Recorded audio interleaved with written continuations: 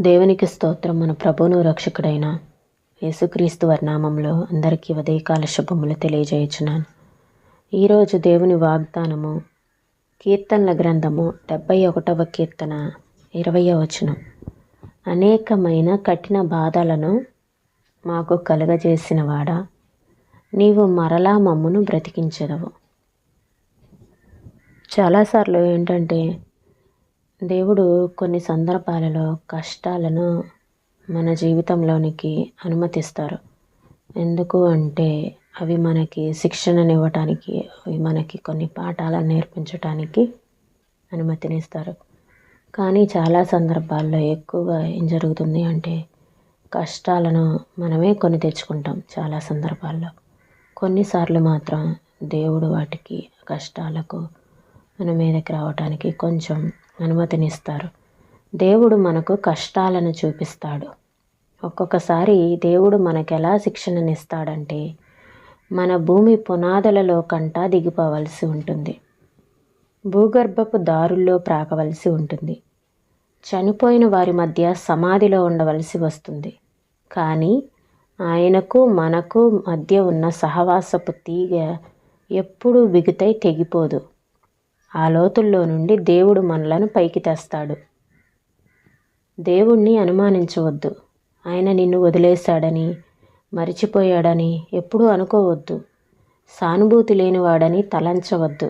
ఆయన తిరిగి బ్రతికిస్తాడు.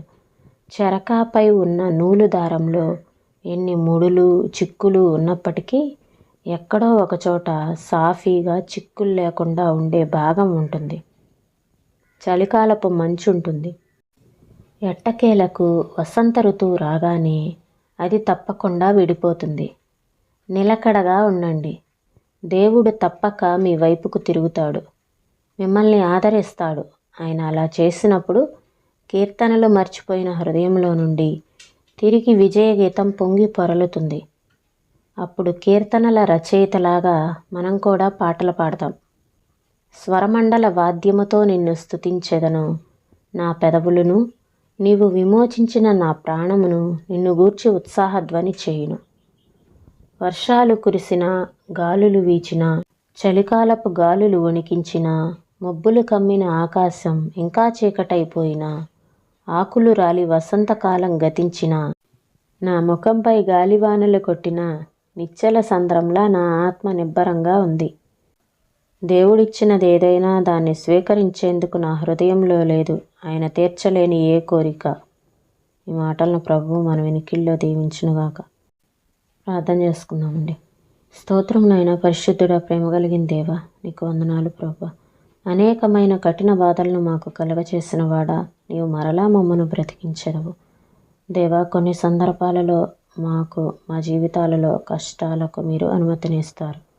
అయితే దేవా, అవి మాకు శిక్షణనివ్వటానికే అని మేము గ్రహించిన వారమై, దేవా, మీకు మా మధ్యలో ఉన్నటువంటి సహవాసపు తీగ తెగిపోకుండా మేము ఎప్పుడు నా దేవా నాయన మీతో సహవాసంలో ఉండేవారిలాగా మమ్మల్ని నడిపించమని అడుగుచున్నాం ప్రభా.